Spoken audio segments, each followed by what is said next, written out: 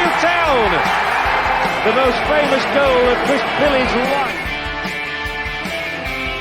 Is this the moment for Lee Fowler? It is. Take your place in Division 2, Huddersfield Town. Thank you. Champion Steve Simonson's boots now. He's missed. Steve Simonson clears the frame of the goal and collapses in a heap of tears. Huddersfield Town are promoted. Mustafa Schindler has a chance to write his name in Huddersfield Town legend. And he takes that chance!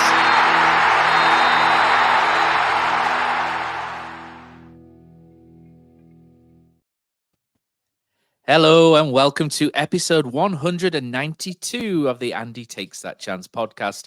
It's a day late, no one's noticed, and I'm not sure anyone cares at this point because it's been a fairly good week for Darren Moore's Terriers, all in all. Most Town fans would have said before the Southampton game that Town would be lucky to get 1 point over the next 3 games, and here we are with 5 shiny puntos. From puntos to punters, joining myself, Matt Shaw. You can never find a screwdriver, but you can always find a Phillips. It's Josh Phillips. And whilst the cat's away, the mouse will play. Sean of his partner in crime, Tom. But bringing the cinnamon is Jerry Hinnan. And finally, back once again after a few weeks break, showing that it never rains, but it pours. It's Danny Kirrane. How are we doing, gentlemen? Terrible puns aside. Not bad. Was that punters you said? Are you sure? Puntos is Spanish for points. Yeah. Well, yeah. It's a punters. You called us punters. Yeah, just checking you got the right. Yeah. Just about. I think my first draft might have been slightly different, but we'll got there in the end. Spell check and all that. Yes. So doing this great episode.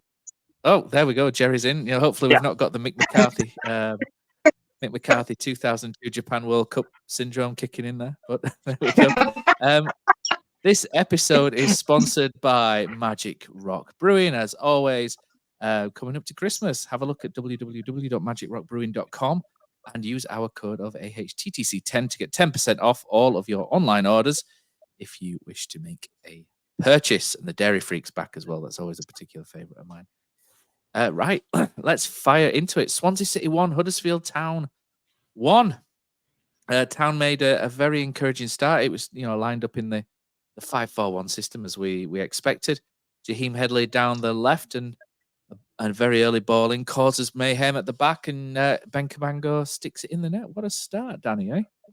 Yeah, definitely. And I'm glad that Jaheim's getting some game time. I think he's he's not the finished product or anything, but he's got that sort of pace and that direct running that when we play as defensively as we do, that he causes problems. I think sometimes if he gets the ball in the right areas and he runs at people, I think he can cause trouble for defenders. So yeah, it was nice to see him get forward so early in the game. And then a bit fortunate there, Jerry Cabango sticking it in. I think Sorba was lurking back post, wasn't it? But these are the sort of the bits of luck that Huddersfield Town don't usually get. Yeah, Sorba was lurking. He was never getting to that ball. Like, Cabango could have left it alone. I think, the keeper, I forget his name, the other defender there, one of them could have cleared it out pretty easily. I think Cabango probably clears it, 8 out of 10 times. Definitely a slice of luck. But to Danny's point, Town's last 2 goals have been basically Jaheim Headley gets on the ball, starts running at people, and things happen. The Bergzorg goal, obviously was a terrific finish from him, but that started with Headley deciding to try and dribble past 3 people and mostly doing it. Headley clearly, I think, is the sort of player who can make something out of nothing, as Danny alluded to. And if there was ever a team right now that needed players who can make something happen out of nothing, it's certainly this current Huddersfield Town squad.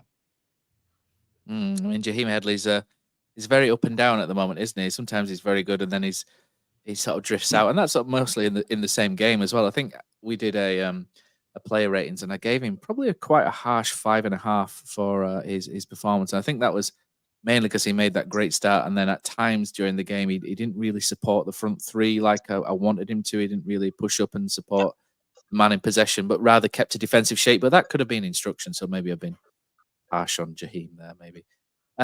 Someone that I think people are always harsh on, Josh, to segue that nicely, is Danny Ward. He started up front for the first time in exactly 3 months. His last start was the 2nd of September. And then the next one is 2nd of December. He should have made it 2-0 just before half time, and then it's an entirely different game. I mean, or at least make the keeper do more than he did, shall we say. It was quite straight down Cal Rushworth's throat. And Cal Rushworth, by the way, was released by Huddersfield Town when we pulled the academy in 2017. So that's a bone of contention. But Danny Ward, how do you think Danny Ward did in that first half, Josh? And for me, he should be making Rushworth work a little bit more than he did, perhaps at the end of now. Yeah, well, I suppose when you don't create many chances, that sort of level of chance gets amplified. Whereas, if you're creating a lot of chances, it's more of a half chance. I don't think the XG would have been very high on that one. Not that ours is ever high, but he did all right. It's a tough job, and he's very isolated. First game back after a few months. But yeah, it's good to have sort of a proper striker, proper championship striker with proven. Because Harris,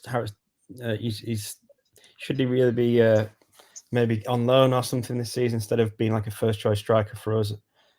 Having Danny Ward back is it's a good option, especially for this period of season until January when maybe things will happen. We might get someone else in, but yeah, it's very different playing on his own up front to how Bergsorg does it. So yeah, it was good to have him back, but nothing more than just a all right performance. Yeah, it felt a little bit to me like he and Bergsorg had their roles like switched from the way we would naturally like hope to have them. Like we had Bergsorg on to try and kill off the game at the end, where we really kind of need that target up front to take the ball down and settle it. And we had Ward through the first part of the game where, theoretically Town are trying to create more up front, get a little bit more pressure on Swansea's back line. And, I understand totally. I'm not second guessing necessarily, Moore's decision. Ward, I think, is the better striker at this point. He definitely needs a start putting a little bit more, fitness in his legs and all that kind of sort of thing. Maybe in the future, once he's gotten a couple of starts under his belt, he puts that chance away. But at the same time, it just felt a little bit like at the end of the game, I wanted Ward out there to help settle things down. And at the beginning of the game, I wanted Bergsorg there to create a little bit more chaos in the Swansea back line. It's just kind of a little bit of a backwards juxtaposition. But when you've had injuries, you've had guys in and out of the squad, you don't have a lot of options. That's the sort of thing that happens. Yeah, I think that might have been forced more than anything, Danny. You've got Delano Bergsorg, who's just about come back, hadn't he, against did he come on? He came on against Southampton, where he could only play 20 minutes or so, and then he started against Sunderland, and he was absolutely shattered going into the second half against Sunderland. And then not yesterday, it's now Monday, isn't it? So on Saturday, Delano Bergsorg had to come on because I don't think there was a possibility that he could have started that game, whereas Danny Ward had pulled out with flu against Southampton, and then he came on Wednesday having recovered. So it's just probably the way it's fallen there. But I think you're right going forward. I think that might be the way around they potentially could use them. And it's probably I think he's probably hit a formula on the head there, Danny, a little bit, hasn't he? Yeah, I think so. And I'm just hoping that we can get some bodies in January to try and help those guys up front. I mean, I think a lot of the injuries that we've had, we have such a small squad in comparison to a lot of the clubs in the Championship, even, that these players are having to, even when they are fit, they're having to play a lot of minutes, So I think, I hope we can get some people in January to help those guys because, I think, and also like even with people like Kasumu and people like that, we do have quite a few injury-prone players. So I think we do need those extra bodies in those attacking positions. 100%. I'll talk about the tiredness in a second, but at half-time, Huddersfield Town were on their way to the dizzy heights of 17th. Could you believe it? And, having been 21st, and looking a little bit behind almost. There was almost a gap, wasn't there, from third bottom to us, and then a gap from us to 20th, and we kind of clawed that back at half time, and it was looking really good.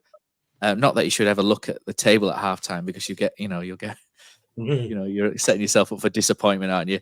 But Plymouth were going fourth bottom, and Plymouth have got a last minute winner, haven't they? And they've gone shooting up to 15th, 16th, and then we've dropped back down in again, having conceded at the end. But 7 from 9 would have been an incredible week, wouldn't it? Considering where we'd come from, and like I say, it just seemed to be the second half. It's tiredness and fatigue. And Ian Kilroy was on the podcast last week, and him speaking from experience said, "There's nothing, if you don't have the ball and you've got 20% possession, it absolutely drains you." And we've done that 3 games in a week. And the first fly to fall, if you like, was poor Ben Jackson, wasn't it? He was given a torrid 10 minutes by Yannick Bolasie. Ben Jackson was good in the first half, absolutely no issues, and he was fantastic. He's been fantastic recently as Ben Jackson. And he was given a bit of a torrid 10 minutes by Bolasie, who came on with something to prove, and Ben Jackson, bless him, was trying to keep up with him, and he just, I think his muscles just completely seized up, and he was down on, and he had to go off, and Romani Edmonds-Green came on, and that, I don't know if that's a bit of an indictment of where Tom Edwards is at the minute, because Romani Edmonds-Green, who's been playing centre back or defensive midfield, has come on at right wing back instead of the right back on the bench, if you like. But the goal for Swansea just seems to have come after we've weathered the storm, and me and Josh were WhatsApping each other, and Josh was like, "Do you think we're going to hang on here?" And I said 50-50 in the WhatsApp, but really, I actually thought we would hang on. But I didn't want to say it to jinx it. That's one of those things because I was watching Swansea just fade away, and I was thinking, we've done a bit here at Swansea. They were struggling. They were struggling to break us down, and then the goal comes, and Cozzy, me and Cozzy disagreed on WhatsApp with this. He's berating Bergzorg for the goal. Because Bergzorg had a chance to play it down the line to Thomas, and then instead he cuts back in and plays it to Jonathan Hogg's left side. But I just felt that he'd held the ball up, and he'd laid it off to Hogg to play that corner ball. And we've been playing that corner ball all day. The striker would drop off, hold it up, play it in. And it was usually Sorba who would play the ball around the corner to Headley on the other side, or the wing back. And I just felt like he'd just played it in. Hogg had to take 2 steps forward, and then just play it into the corner for Sorba to chase, and that probably sees the game out and win it. But what I do want to say is I've seen a few people not 2-foot Hoggy. No one 2-foots Hoggy today. No fans really going too hard on Jonathan Hogg, because we all love Jonathan Hogg. Jonathan Hogg's 35 on Wednesday, and he's one of those players, Danny, you mentioned, always has little niggles, doesn't he? He has that hip problem. He's played 285 minutes this week, mostly without the football. Yeah. And for me, he's been an absolute warrior over this last week. He's been phenomenal. He was phenomenal at Sunderland. He was excellent up to that point. And it's his first mistake in the 280th minute of the week. And I just wanted to say, rather than say, oh, we've dropped 2 points because Jonathan Hogg's made a mistake, I want to say we gained 5 points this week because Jonathan Hogg was bloody excellent through the week. And I'd rather sort of say Hoggy was great this week. Yes, okay, maybe he could have done something different on that chance, but even then, there's a back 5 behind Jonathan Hogg at that point. Someone, something could have happened, but I just wanted to say that I think Hoggy's been absolutely magnificent this week, and I don't think we get 5 points if he's not on the form he's shown this week, Jerry. No, that's absolutely true. A couple of other things I would say about that. One, you do have to give Swansea some credit for the goal. The touch from Patterson into Patino's path is excellent. Just, the little kind of back heel almost sort of thing from Patterson there in front of Patino. And then Patino sticks it right in the corner too. Like, there was still a lot for Swansea to do even after they'd taken the ball off of Hogg. Is it a mistake, Jerry? Just jump into Patino's, because we talk about XG. I don't know if XG makes its way over there. In terms of expected goals, and it gives you a percentage rate. Patino's strike was 0.06, which kind of shows how good it was, because the expectation of him to score was very low, and it was twice as low as what Danny Ward's header was, for example. And Danny Ward's header was 0.13, which isn't massive. So it just shows really how good Patino's strike was, really, and how out of the blue maybe it was. Yeah, to be fair, by that point, I think from the start of the second half against Sunderland, Town had probably faced somewhere between 30 and 35 shots without any of them going in. Eventually, if you give your opponent that many, even 0.06 shots, eventually one of them goes in the net, right? So full credit to Patino at the same time. You just can't give up as many shots as Town did over the course of those two games and expect every single one of them to be kept out. And, full credit to Maxwell and, Pearson and Hellick and Hogg, all those guys in the back had a phenomenal week. They were absolutely outstanding. I totally agree with you about Hogg. That's the sort of error that Hogg doesn't make if he hasn't played 285 minutes in the space of a week at Sunderland, at Swansea. It's just a matter of he does not see the defender on him right there, right? Like he's turning, he doesn't see him. And I don't know if he didn't get a shout or just heard it late, but we talk about it's not just physical fatigue when you've played 285 minutes over the course of a week. It's mental fatigue. And I think if it's even earlier in the game, maybe even earlier in the second half, I think Hogg is aware that player's there, gets the ball under control, makes the play, and they see up, the win. But I'm totally with you, Matt. Like that's the sort of thing that happens when you have players who can't rotate out, who can't sit, and take a night off because there's just nobody to replace them, right? Like even with Kasumu healthy, we don't have Wiles, we don't have Rudoni. Edmonds Green, I don't think is really the sort of player where you say, okay, we're going to stick you as one of two midfielders in the middle of this 3-4-3, 5-4-1, whatever. I think that's not his role. If you've got a three-man midfield, okay, maybe we talk about bringing in Edmonds Green. But if we're talking about just this sort of, two midfielder system in the middle of this 3-4-3, 5-4-1, it's got to be Hogg and Kasumu. I don't think Moore has any other options to put there. And the result is that Hogg has to play every single minute. And I think you're absolutely right, Matt. The result of that is that Town got 5 points from all those minutes, but it also meant that Town didn't quite get the 7 points either. Josh, I'll throw that to you because there's a couple of things there. There's the the tiredness, there's the Ben Jackson substitution, and then there's Hogg and Kasumu. And Kasumu's just come back as well, and I felt Kasumu was feeling it as well. And I know people say they've just had an international break, etc., etc. And okay, there is that, but like I say, that's a lot of football. I mean, one of the games I think it was the Swansea game, lasted 99 minutes, and Swansea almost even nicked it, didn't they? Harry Darling had a header, didn't he, just after, which could have really kicked us in the old sack. Good old Rochambeau there. But we hung on. Hellick, I thought, continues to be rock solid as well, Josh. But you can pick a point there. We've got Hellick being rock solid. Nakayama, I thought, did quite well. We'll have to briefly mention him trying to cushion Jerry Yates in at one point in the second half, which was not ideal. But Hellick was phenomenal in his recovery and put Jerry Yates off, thankfully. But other than that, we look at you look at the stats, and 9 clearances from Nakayama, the most clearances out of anybody in the team, and that went under the radar, I think, a little bit. Stephen Chicken, if you read We Are Terriers, I think everyone should subscribe to that as I posted on Twitter. Keep the town news ticking by backing the chicken, etc. He noticed it, but I think Nakayama, Hellick, and that defense in itself had a pretty good week, Josh. Yeah, well, it's the strongest part of our squad, if we're being honest, including the goalkeeper. Got Nichols, Hellick, Lees, Pearson, Nakayama. I've missed a few, surely, but they are the strongest part of our team, which is not always reflected in the amount of goals we concede. But obviously, you got to bear in mind how much little the ball that we have, and how much the opposition are attacking us. So, with that in mind, they've done pretty well to keep Sunderland to 1 goal, Swansea to 1 goal.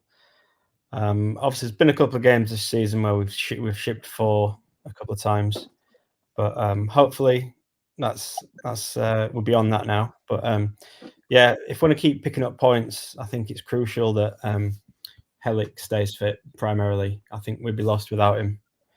And then alongside him, Pearson and Leeds, if they can form a trio at the back, and then Nakayama. Apart from that dodgy header, and there was also another clearance that he played us into a bit of trouble. But apart from that, he's done pretty well. So yeah, defensively, I think we're doing all right. It's just a case of getting the ball more so that we don't have to do as much defending. Definitely the trident of strength, isn't it? Lees, Pearson, and Helic. It's definitely solid, Towns. Yeah. For a championship Towns, team, it's solid defense. Yeah, I mean it doesn't have pace, does it? So you can't really push the defense forward too far. But I mean, as far as kicking and heading and doing all the ugly side of the defensive game, it's as good as it gets, really, isn't it? I'd say outside the top 6 of the championship for sure. I think what we'll do now is we'll roll in an opposition view. So I caught up with Luke Davies from Swanscast Media, and Luke gave us the view from the Swansea side. So it's always interesting to see what the opposition fans have made of it, and it's probably slightly different to our happier stance. Swansea have come under a lot of pressure recently, and a home tie against another team near the bottom of the table was seen as a must-win by many Swans fans. Obviously, we didn't manage to do that, with a 1-1 draw really not being deemed good enough, and that's no disrespect to Huddersfield as a team. But I think when you're in a situation looking at the lower end of the table, you need to be eyeing up home victories against the teams that are also in that sort of same region of the table. So for the away team, I'd always say a point in those sort of games is really a positive, but as the home team, just disappointment, I guess, and didn't really help. It extended quite a poor run of form for us, and Michael Duffy is under a bit of pressure to try and correct that, with the games not getting any easier up in front of him. Some people have questioned the team selection, but I don't think there's any merit in questioning the team selection if you're going to concede within the first few minutes of any match. It doesn't matter what team you pick, because your game plan's gone out the window, and Huddersfield came down then and had something to defend in order to get 3 points for the rest of the game, and made a really good effort of doing so. And we weren't good enough to answer the questions they asked in terms of breaking down the defence and getting through to get an equaliser until very late into the game. And the equaliser, as much as it's a point rescued, as I mentioned prior, really wasn't good enough in a game that we were targeting victory to try and pick up our form going into the Christmas period. So it, as I said, doesn't get any easier. Some notable performances from Swansea though. Yannick Bolasie, I think his introduction, he's a new signing at the club. He's come in as an emergency free transfer to see what he can kind of offer.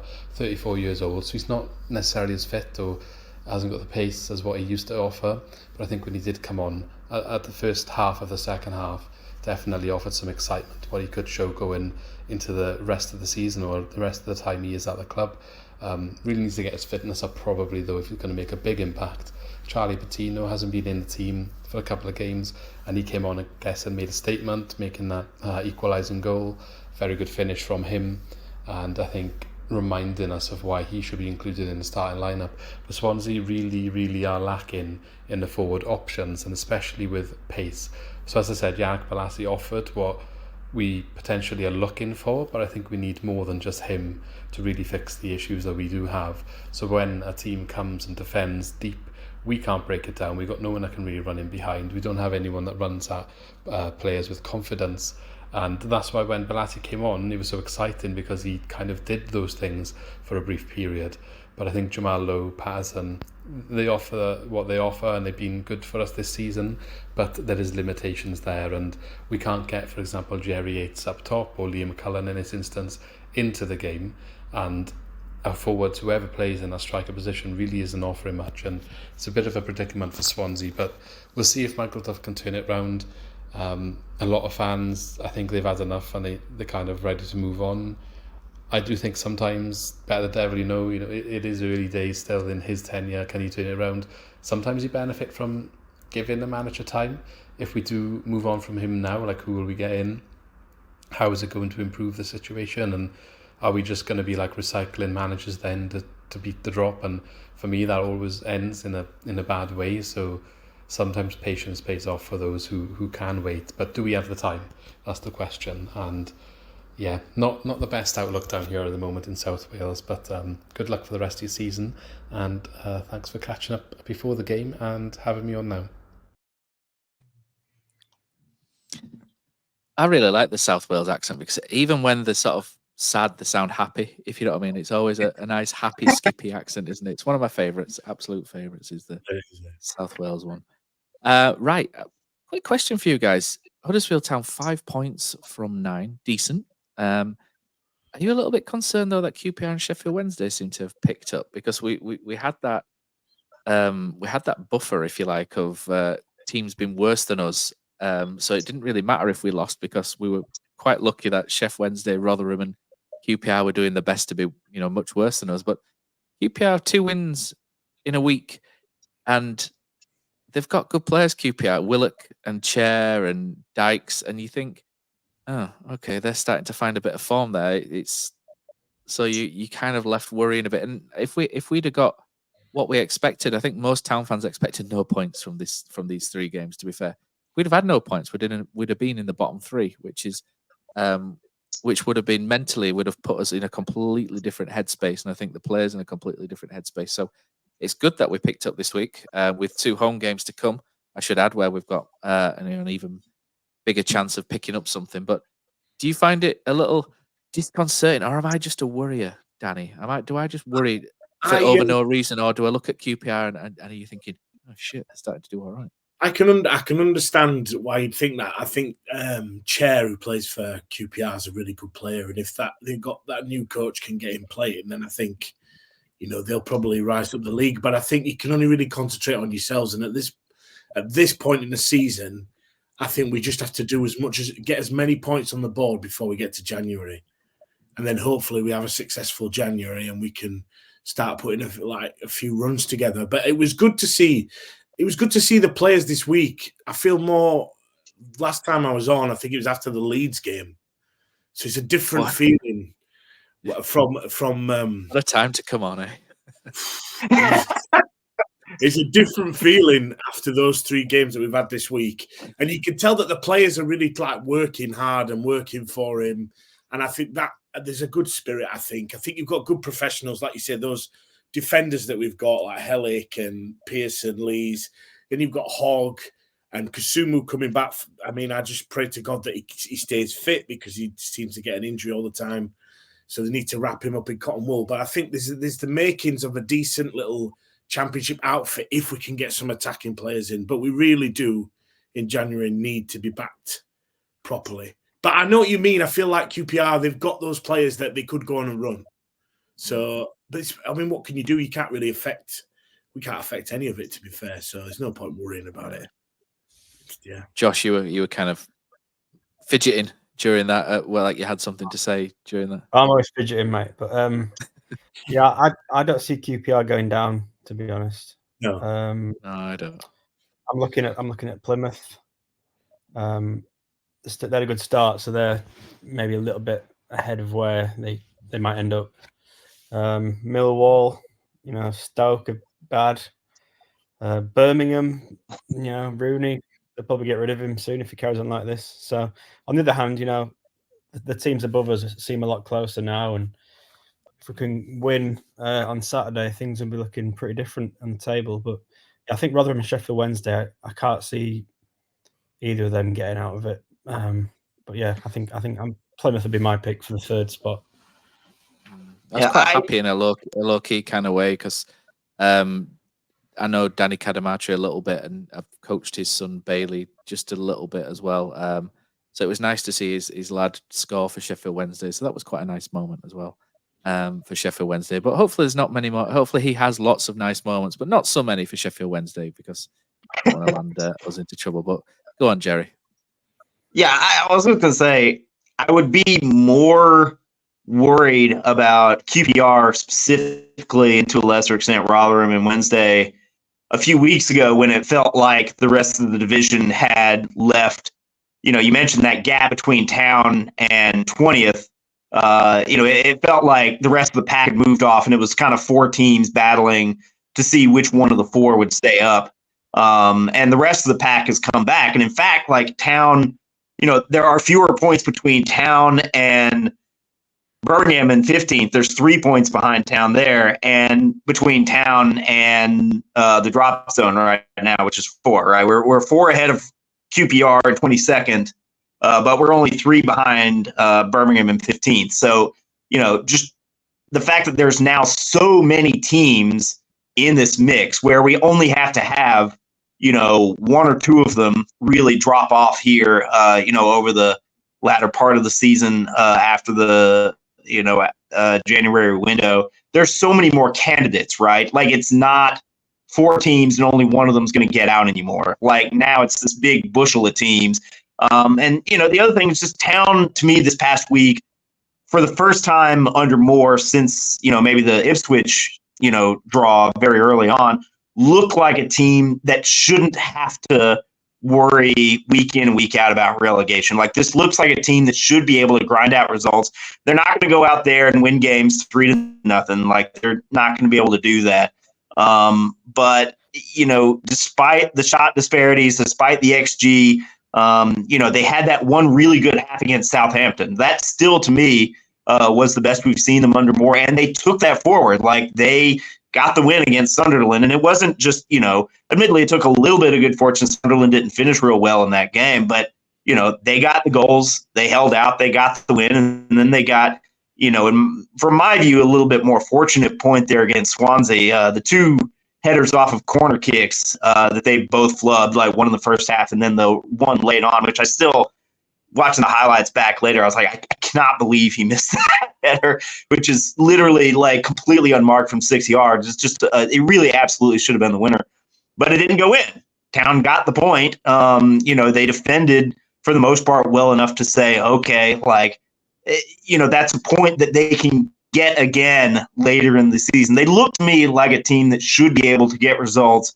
if they play like this going forward. And again, as we've said, so many times, if they do strengthen the squad in January, it should make those results even easier to pick up, hopefully. I agree. Jerry, bringing the positivity there. Just roll that back a few minutes. Did you say Birmingham or did you say Birmingham? I couldn't quite pick that up from there. Well, when in Rome, right? I tried to say Birmingham. I'm no good at it, though. It was more. Yeah, you did it. You went more English, didn't you, instead of the Alabama version, didn't you? I try, right? Like, I know. It's not natural. Like, if I'm reading like the name of the club on my screen, my brain goes Birmingham, right? Like, that's just what happens. But I'm trying to short circuit it between my brain and my mouth and have Birmingham. I should just say Brom, really, is what I should say, right? He is assimilating into one of us very, very quickly. There is no away day audio log this week. We were going to have a very special one from Mr. Kilroy Silk up at Sunderland, but he did an intro and then forgot to do the rest. And then we had no one come forward for the Swansea trip. So it may be maybe being lost very quickly, that one, although I do have one for Millwall, which is always nice. Let's move on to Sunderland, because this was a surprise, wasn't it? Because Sunderland, I think, was 6th, were they, at the start of the day? They were a top 6 team and, got in the top 6 last season, finished in the playoffs, lost in the semi-finals. But what a great win this was. This was phenomenally good, wasn't it? I know you watched the game and, it wasn't a classic by any means, but the result in context was excellent, wasn't it? And, Helic and Bergzog coming up with the goods. Helic, who was outstanding again on the day, he heads in, the old 1-2 Saab. I think it was Saab, wasn't it? He's drilling corners this season, isn't he? There's been a bit of a change from Simon Allen, where under Corberan and last season and maybe earlier this season, Saab was whipping those balls in towards the 6-yard box, and now he's sort of drilling them. And he's drilled one, and Tom Lees has headed it back, and Michal Helic, being 6'4" helps, doesn't it? And he's just tapped it in on the far post, and all of a sudden you're thinking, bloody hell, we're 1-0 up here at the Stadium of Light, and we played quite well in that first half. It was good, and I thought David Kasumu was outstanding as well. And there was another performance by Chris Maxwell. Chris Maxwell made several good saves in this game. There was 1 or 2 ropey moments that comes with. I think the Alex Pritchard free kick seemed a bit he just really unconventional, but it worked. The save from Bellingham, Joe Bellingham, was excellent. The 1-on-1 save, and There's nothing there that you would describe as world class or anything, but they're just good, solid saves that a number 2 championship goalkeeper doesn't always make. So I think we're very fortunate to be in a position whereby we have a very good number 1 goalkeeper in Lee Nichols, and we've also got a very good number 2 goalkeeper. And he's probably, in terms of the championship outside the Premier League teams, it's as good as it gets, isn't it? Having Chris Maxwell on the bench and, being able to bring him in. And he's had a hell of a week, hasn't he, Josh?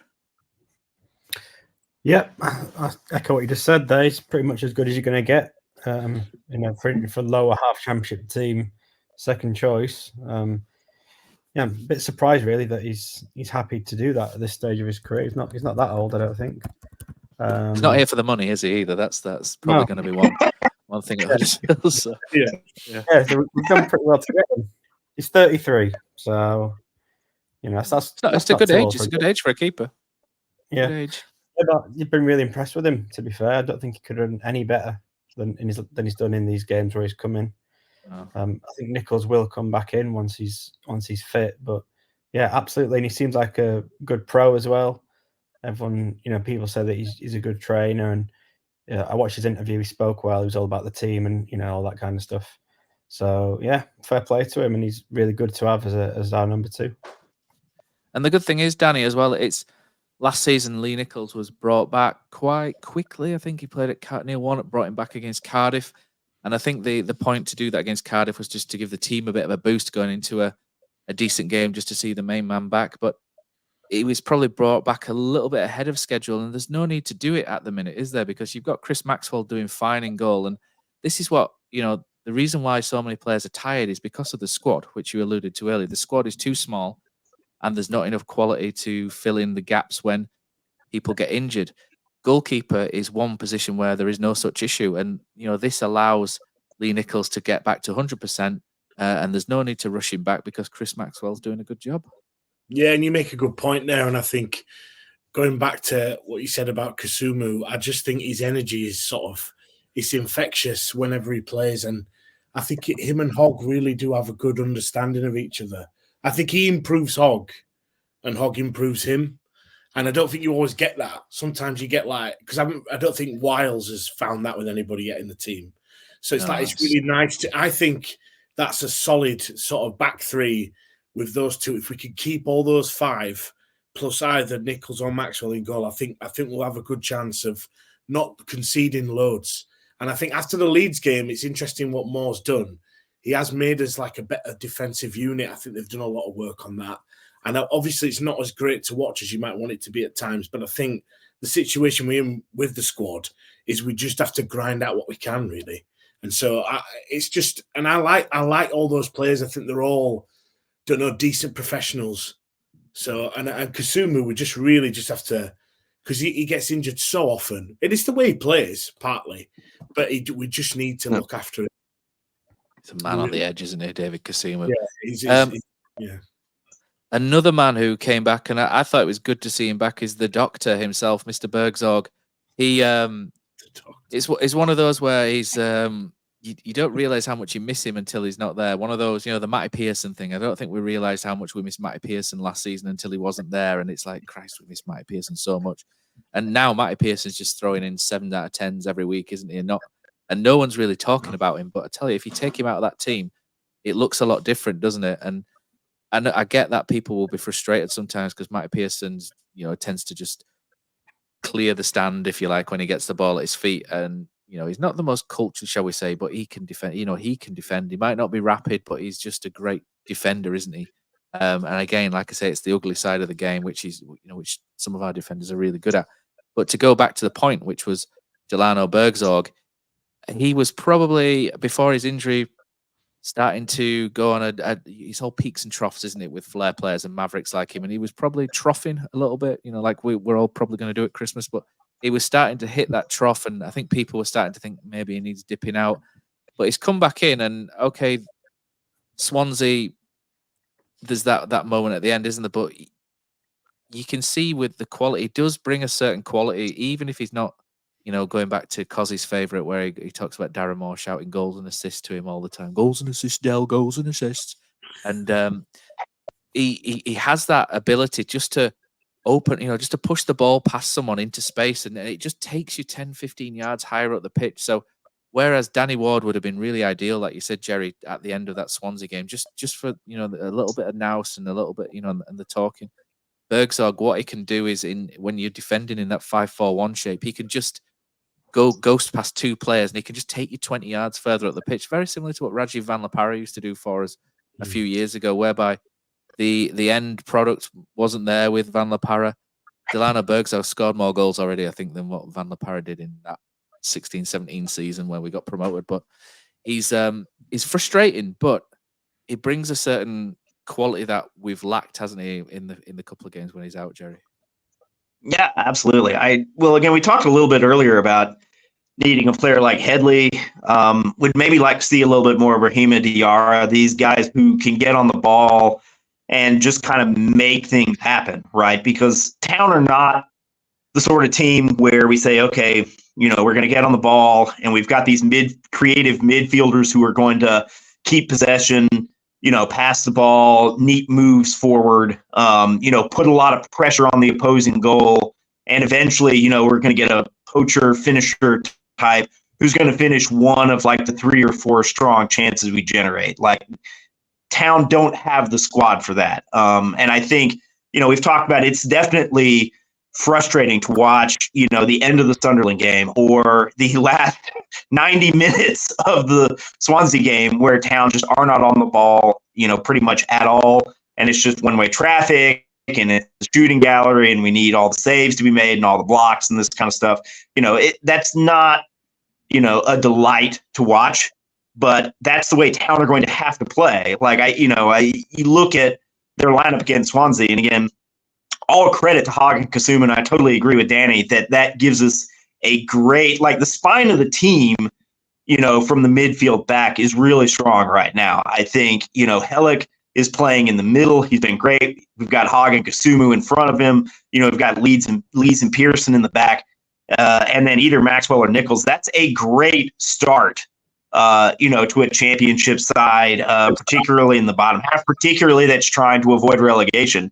Like, I think a lot of teams in the bottom half would probably, be very willing to swap that particular spine for theirs, with Huddersfield. But what Hogg and Kasuma are not going to do is make these sorts of possession type plays where we take the ball forward and put a lot of pressure on the opposing team. That's not going to happen. So we need Koroma and Bergsorg and Headley and, like I said, maybe Diarra to make these plays where, the ball just kind of gets punted upfield. Maybe we get on the ball and dribble past a couple of people and something just sort of appears. And Bergsorg is the complete perfect player for that. I agree. He's going to have these troughs, like you said, where we go 180 minutes. We go 270 minutes where, he doesn't do a whole lot. Although, to be fair, like we're talking about the Sunderland game, he had a key, touch in the move that led to Headley. Really should have scored at the beginning of that game. It should have been 1-0 in that game off of a Headley contribution in the opening 3 minutes. That's one I think, especially this team, has to put away. But that's the sort of thing that Bergsorg, I think, excels in, and I think it's something that this team absolutely needs. I'm not completely sold on having him and Koroma in the side at the exact same time, since I think a lot of their strengths kind of overlap, where, they both want the ball at their feet, they both want to dribble past people. I don't know about having both of them on the field at the same time, but I definitely think both of them bring something to the squad that the squad desperately needs. 100%.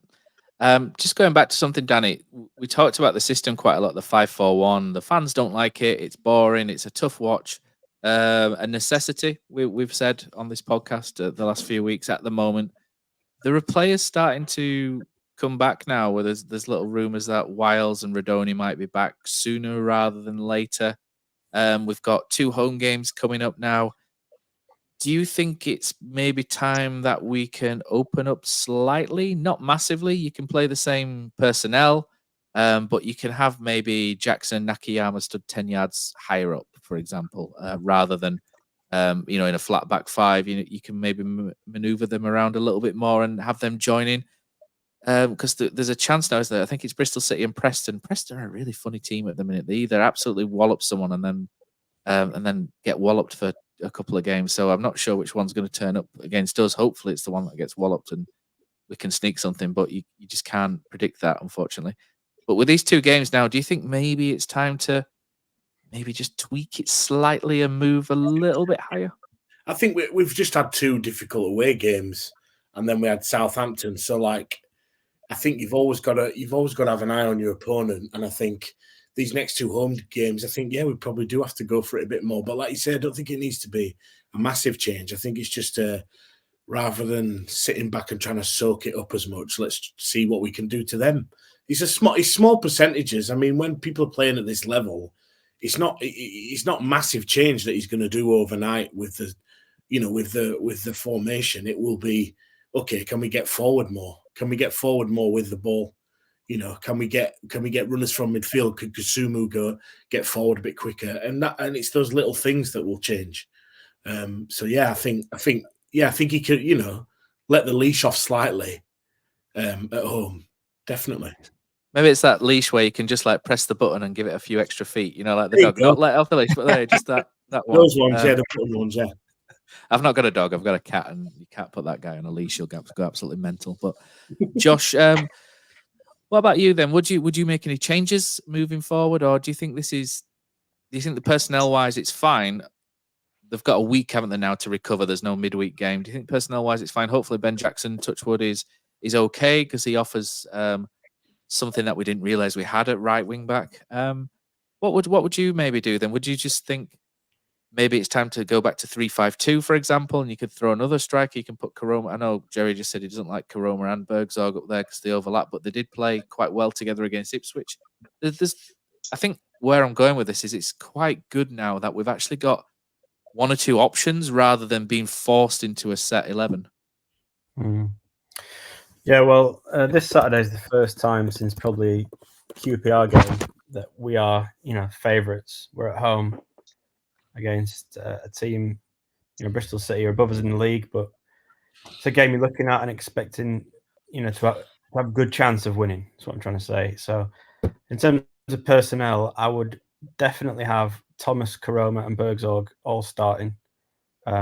Whatever formation they line up in, I don't care. I just want to get all 3 of them on, and then we'll cause them problems with those 3, for sure. And yes, it's a really good opportunity. I think the next 3 games: Bristol City at home, Preston at home. I saw a bit of them on Sky against QPR. They got booed off by their own fans. They were awful. And then Millwall, who are struggling as well.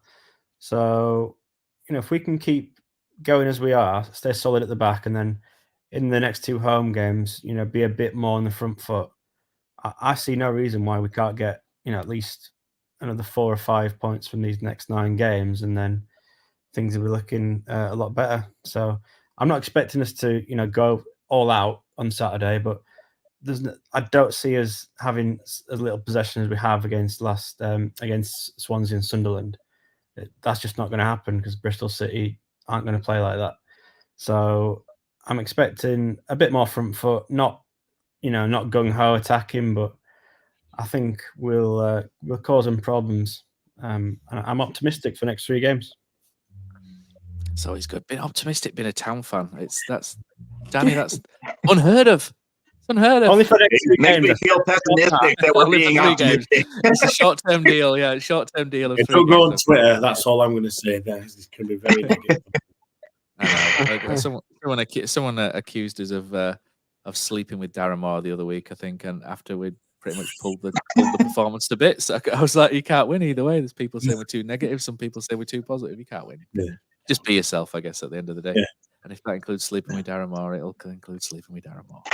But let's 2 things that go together are chicken and Hartrick. And chicken has interviewed Kevin Nagel this week, so I'm not going to go into any sort of depth as to what was said in that because Stephen's now trying to set up a paid content and the Substack.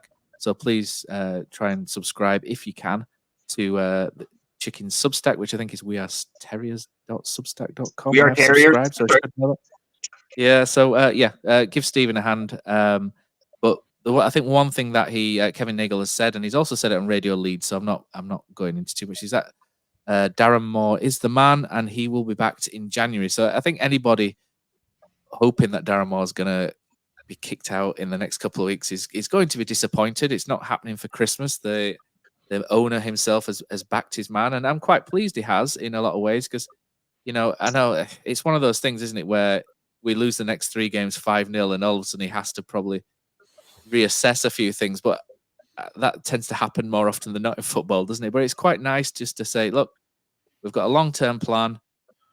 Darren Moore's our guy. We're going to give him all the tools he can to succeed, which is music to fans' ears, because I think people look back at the the summer transfer window, and were very disappointed by that. The club communication at the time was probably more difficult with new people coming in all the time, but and Neil Warnock heading up the transfers really. But the real deal there was that Town was hamstrung by FFI issues there pertaining to the takeover, so they were kind of like hamstrung a little bit financially in what they could spend.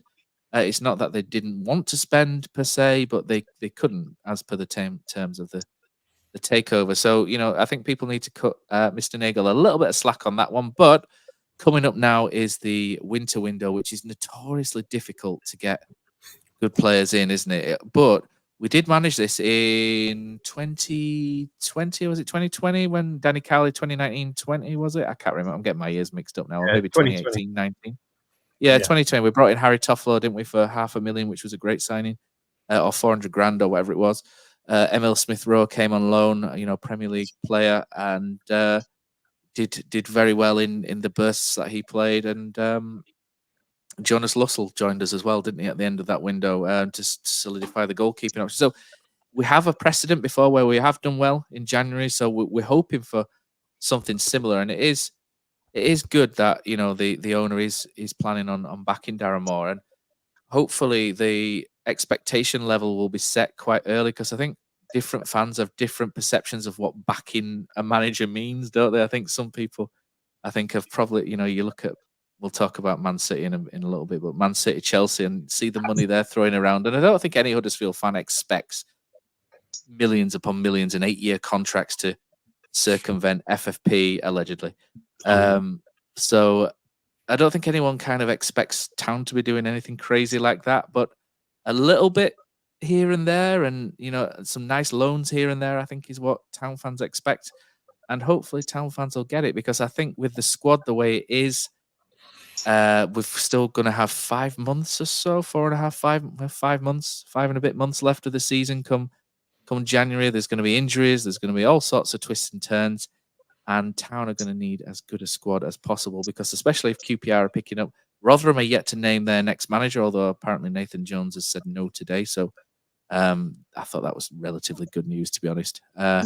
Sheffield Wednesday are kind of doing okay all of a sudden. So we've covered that earlier, but with them on the horizon, Plymouth's home record been really good. Coventry, Millwall keep sort of like bobbing along down there with us as well. There's no one really that you're looking at going, well, they've got a potential 3-6-9 point penalty over them, like Reading last year. We knew all along that Reading were going to have that issue come the end. So there's no one really like that now. So Town have to do this off of their own back, like Danny was saying. You have to look after yourself, and Town really need to go out there and do some decent work. I think everybody's probably got a different idea of what we need.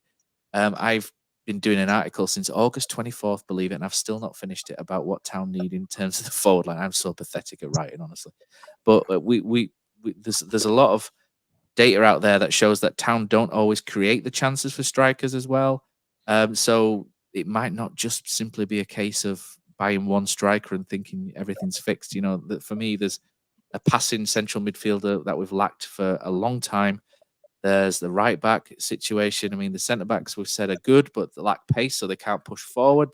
But maybe that's a medium to long term thing where you're looking at maybe a different partner for Helik or a different option in there.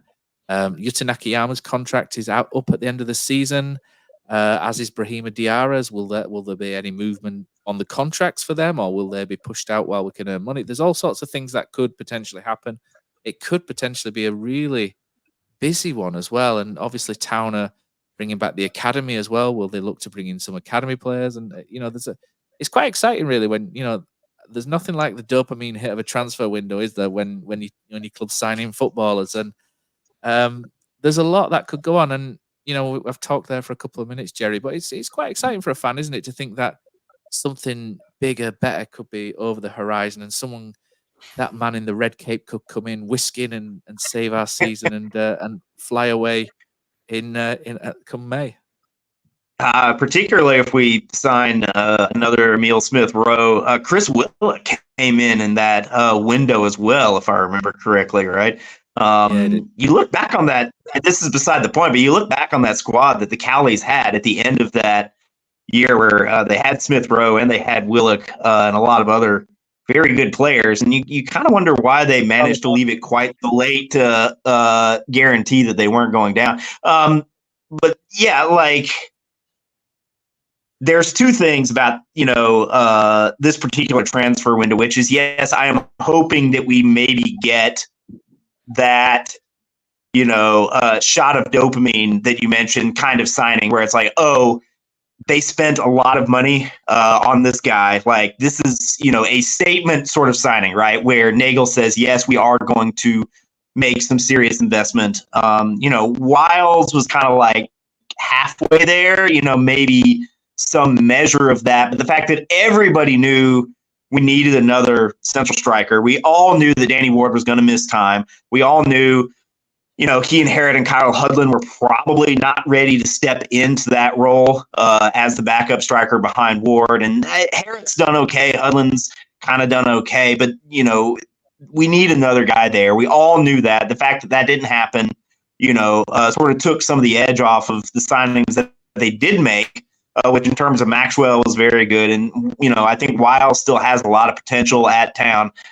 We certainly haven't seen the last of him by any stretch. But we don't just need the big dopamine hit signing. We just need bodies. We haven't filled out the bench on a lot of matches recently. Literally, they're like, well, we've put everybody we've got on the bench and we still don't have the bench full. They need to bring in just players. Do you have 2 functioning feet? Are your ligaments intact? Congratulations! We have at least a tryout for you here at Huddersfield Town. I'm that's the sort of thing that I can't say I'm excited about, but I'm excited about the idea that maybe we can rotate the squad a little bit, that we can have players on the bench who can come in and do a job, hopefully for 20, 30 minutes. Maybe give Jonathan Hogg a break. Maybe give Delano Bergsorg a break. Maybe, and I know this sounds completely crazy, but not play Matty Pearson, Michael Hellick, and Tom Lees 95 minutes every single week. There just need to be more options, even if they're not exciting options. Nagel's got to step forward. His team have to step forward, identify the players who can do that job off the bench and bring them in. I was hoping someone would pick that up, but yeah, I think he's I nailed it. was just going to say as well, I hope that we do some of the business earlier in January than wait till the very end, where we're scrabbling around at the end, which is what we've done in the last few windows, and that they've got some people lined up anyway, whether they're short-term deals or loans, just so that we have that little bit of a lift in early January, and we're not all waiting, because you lose a month then with new players, another month where we've still got the small squad. So, and I know that's not always in your hands because it's up to players when they come and agents, and they'll be looking for other deals. But I think knowing since the summer how important this window is going to be, it's going to be a real measure of what they're doing behind the scenes as to how organised they are with this window. And if they don't bring people in early in January, I think that's when the fans will get angry. Will it touch you? They've got time to plan it. Is my point. And it's not about. I'm not saying that you need to spend loads of money, but it's about bringing in the right people that can just give us that lift, I think. Sometimes it's about the dominoes falling right as well, isn't it? Yeah. People not wanting to let players go until. But yeah, I am with you that we need to try and get there early. Yeah. But go on, Joe. As nice as our ideal world that we want to get him in early, but I think the way January goes, it's unlikely. I think we'll come to deadline day and we'll still be wanting one or two more. Just the way it goes. Fans always want one. We always want one or two more. Yeah, We are greedy. Sweet replacements. dopamine. They want to get replacements in before letting people go, and it's obviously only a short window compared to summer. So yeah, it tends to go late. But I'd like to see us get one or two Premier League loans. As you said, we've been successful with them before. I think there were reasons in the summer why we couldn't get some of those this time, but hopefully we can rectify that in January. There is a unique unique-ish selling point, you could say, around about January 6th, 7th, and that is that Huddersfield Town will be playing in the FA Cup away at the Etihad. Did you celebrate or groan when the draw was pulled? I'll be honest, I maybe groaned a little bit and then thought, and then went, yeah, I was a little bit torn. Danny, how did you feel when that came out? Because part of me was thinking, no possession, torture, and the other part was, well, you don't get to play Man City that often, so go and enjoy it whilst you. And I can't wait for Helic versus Haaland if he plays. I imagine Man City might take it easy on us, easier on us with where they are. They've got a lot of games, haven't they? I don't know. I looked at the calendar. They've not got a game for a week either side of that, so I guess it'll be quite a strong. Damn it, Josh. Yeah. Not everyone. Oh well. Yeah. So maybe we'll get to see Haaland. I'd like to see Helic. Yeah, it'd be fine. We're going to get knocked out anyway, so you may as well get knocked out to the best team in the world. Yeah. That's right. Yeah. Honestly, it's not like we lost to the winners. Yeah. We talked this entire podcast about how thin the squad is. Fewer fixtures are not necessarily the worst thing, right? And it's going to, if Town are going to lose and not put extra fixtures on the fixture list, losing to Manchester City is about as easy a loss to take as you could possibly have. So there's that. I think Manchester's a decent away trip as well, isn't it? Yeah, there's that as well. It's a good draw for me. We'll take a lot of fans over. The players will be buzzing for it. Playing against some of the best players in the world. I think it's a really good draw for us, and it's also my 30th that weekend, so it's fallen nicely. Gonna make a day of it around Manchester, maybe an evening of it as well. So I'm buzzing. Very nice, very nice. Well, there's another angle to think about as well. The players, every Huddersfield Town player will want to play in that game as well, won't they? So that's an incentive for them to up their game from now until then as well. So it does come with positives, even if you might think we might get a bit of a batter in there, but we might not. It might be. When are we going to play them again, realistically? When we get promoted next season, Josh. That's time soon, are we? Oh yeah. I mean, that's part of it. You've got to when you've got to enjoy these occasions, haven't you? And not really worry too much about the potential of another 10-1, which I saw on social media. But you got to, like I say, you got to enjoy these moments. I'm sure the players will enjoy the moments. It's a great stadium, isn't it? The Etihad. It's a smashing stadium to go and watch football in. So I'm sure a lot of Huddersfield fans will be going over. And I think that's pretty much all we've got time for this week. I think the last question. Isn't it mad to think that we got a 0-0 draw at Man City in 2018? When you think about that, incredible. That was probably the only weekend. Tommy Smith could have taken all three there at the end. So close. Malone, wasn't it? It was Scott Malone when he went through. Malone, not Smith. My apologies. Yes. Was it Malone? Scotty Malone went through. Yeah, I think it was Malone. Yeah, and he thought he was going to win it, and he just bobbled it into the keeper. But he made up for it at Chelsea at the sort of following Wednesday, didn't he? With winning that free kick to take the pressure off with Scott Malone right at the end. Right at the end, at Chelsea. So yeah, Scotty Malone, what a player! Well, what a one season player for us, fantastic. But yeah, so I think that's it. But I think the last question I would say, we've got January coming up, and obviously we're hoping for signings galore. But the question is, Jordan Rhodes, for you three, would you or would you not bring him back as an option? Not saying start him every week for Huddersfield Town, but as a bench option to throw on when you maybe needing a goal, chasing the game. Maybe Jordan could get that 100th goal for Huddersfield Town. Who knows, between January and May. What do you reckon? Because he's doing quite well at Blackpool. He's sharp. He's scoring goals. Mentally, he's in a good place. Obviously, League One's a bit more difficult than League One's not as Championship's more difficult than League One. So I think there are pros and cons. Would you? I think everyone's kind of going. What do you reckon, Danny? Would you bring him back? I don't know if we create enough chances the way we play at the moment for him, and it's not like he creates any himself. So I'm not sure. I mean, he's always a great option because he can still finish. But I don't know. I think we need energy up there, and I'm not sure he's the right man at the moment. You need to do your Liam Neeson from Taken, don't you? I have a very particular set of skills, don't you? Yeah, but I love Rhodes.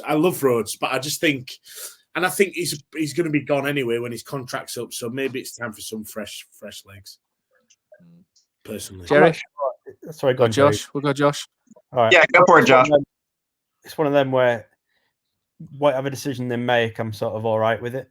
So if they bring him back, it's good. Also, he's not far off. How many 200 goals is it? I think it's 100 for Town. So I think he's on 97. Is he? Without looking at the stats, I think he needs 3. I think he needs 3 for 100. Which bring him back. I live in an ideal world like that where I'd love Jordan Rhodes to get 100 goals for Huddersfield Town. So I'm kind of like.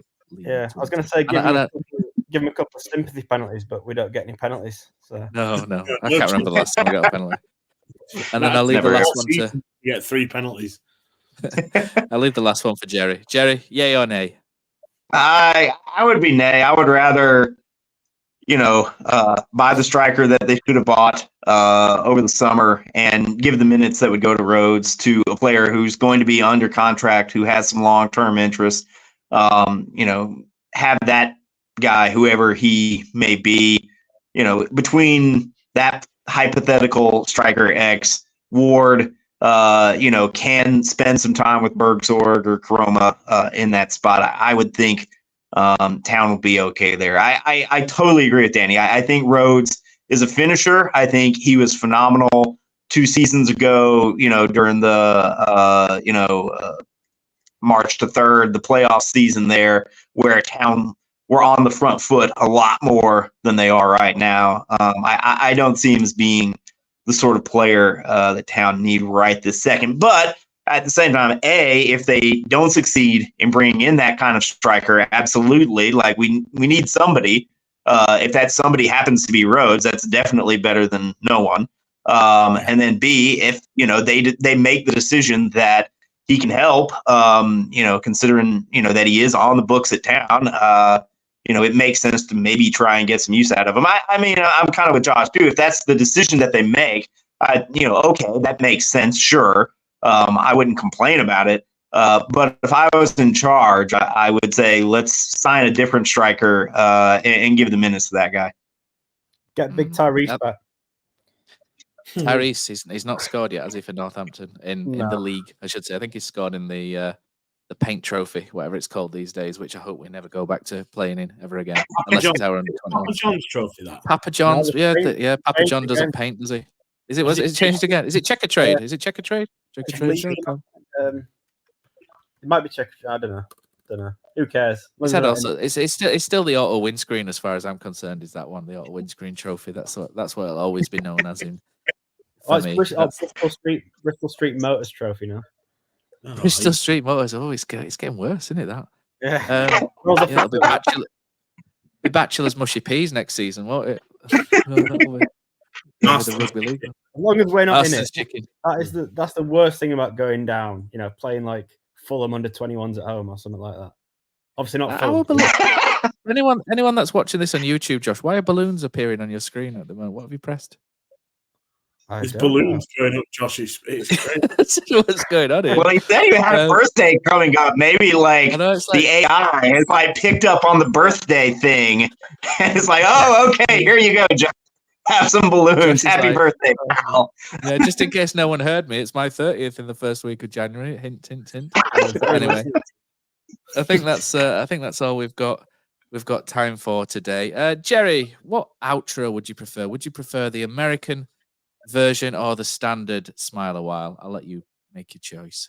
If we've got an American Smile a while, you got to hit me with that one, man. It's not an American Smile a while. It's Adam Jarrell of The Offensive podcast has done a Dean Hoyle singing in an American kind of, I think it's Kids in America.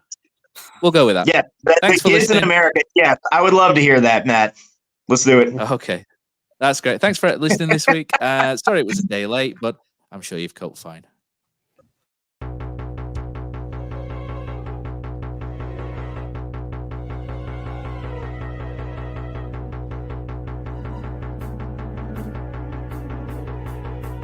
Looking down a dirty old window, down below on Bradley Mills Road, the cars rush around. I'm packing me things and I'll leave the ground. Thursday morning, everyone's reading that it's time for a Huddersfield ownership turnaround. I no longer own Huddersfield Town. Up the town. Americans are with you. Up the town. What may continue? Huddersfield Town America. Huddersfield Town America. Everybody the acts know on Huddersfield Town. Na na na na na na na. Na na na na na na. Hey. Na na na na na na na. Na na na na na na. 40 million fucking quid. Plus another 6 against the end of this bastard season. Fucking hell. I've spent a fucking shitload. What's that in dollars, lads? Hey, you lot, hey up. Howdy, yeehaw, yo. Hey, aluminum, faucet, junior high, pee-wee soccer, diapers, spelling the word colour with no U in it. Jesse Marsh, actually no, fuck that, we're not having him.